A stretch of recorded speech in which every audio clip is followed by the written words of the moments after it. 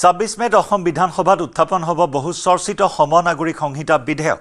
ইউচিচিৰ আওতাত থাকিব বহু বিবাহ, বিয়াৰ বাবে ন্যূনতম বয়স, সম্পত্তিৰ অধিকাৰৰ বিষয়, লগতে লিভ ইন ৰিলেশ্যনো থাকিব ইউচিচিৰ আওতাত।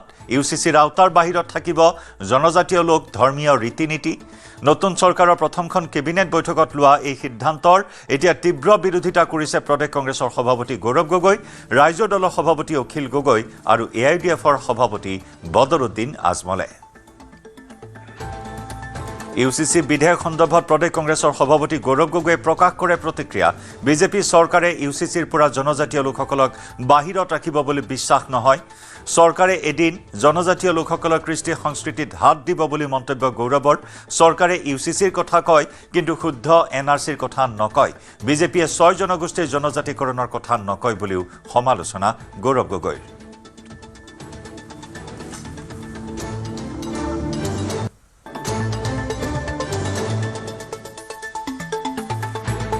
আজি তেওঁলোকে যি ইউচিচি কথা কৈছে তাত তেওঁলোকে জনজাতিসকলক বাহিৰত ৰাখি থৈছে। সদায় যে এনেকৈ থাকিব তেওঁলোকৰ দৃষ্টিত মই নাভাবোঁ। সদায় জনজাতিসকলক তেওঁলোকে বিশেষ মৰ্যাদা দিব মই নাভাবোঁ। এটা সময়ত জনজাতিসকলৰ থলুৱা পৰম্পৰা, থলুৱা নীতি নিয়ম তেওঁলোকে নিজৰ ৰাজনৈতিক চিন্তাধাৰাত সামৰি জনজাতিসকলৰ স্বাধীনতা শেষ কৰা তেওঁলোকৰ ৰাজনৈতিক চিন্তাধাৰা। আৰু দ্বিতীয় কথা হ'ল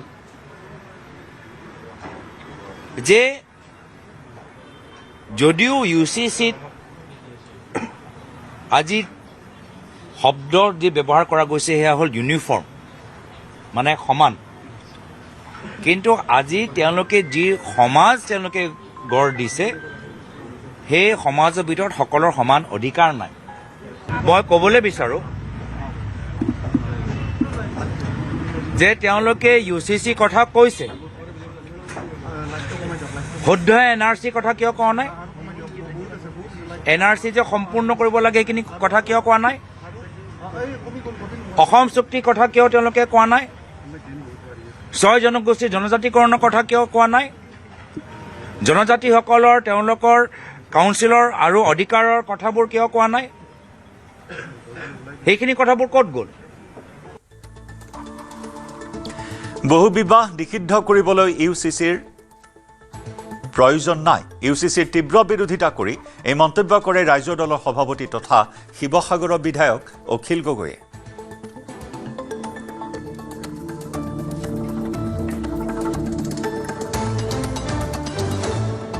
ইউচিচি কৰিব, আমি বিৰোধিতা কৰিম। মন্দিৰ মছজিদৰ কথা আনিব, আমি বিৰোধিতা কৰিম। মুসলিम हिंदू मुस्लिमों का तारीफ वी विल प्रोटेस्ट। तो हमको जो करना है उनके विरोध में, इसलिए कि नहीं कि अच्छे आदमी आप हॉस्पिटल बनाइए, मॉडर्नाइज करिए, इनको अपग्रेड करिए, we will help you, we welcome you. लेकिन ऐसा नहीं चलेगा। डॉक्टर साहब, अल्लाह ने आपको बहुत इज्जत दी है।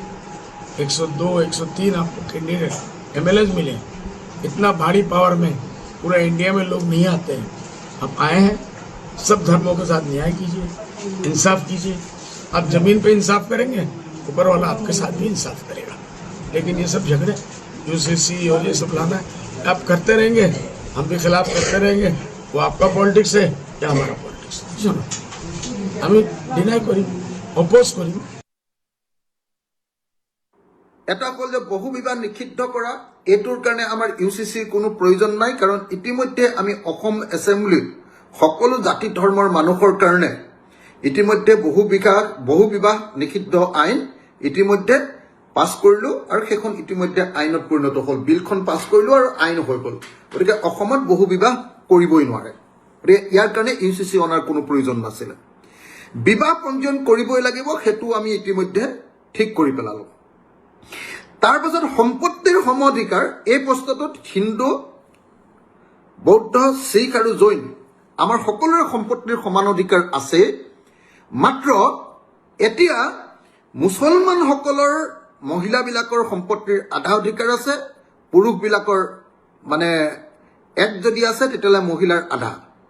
পুৰুষৰ যদি 2 আছে মহিলাৰ 1 গতিকে এই কথাটো বদলি কৰিব পৰা যাব তাৰমানে বেসিক্যালি শৰীয়ত আইন বা মুছলিম পাৰ্চনেল ল এইখনক লক্ষ্য কৰি আমাৰ ইউচিচিখন আনিব খোজা হৈছে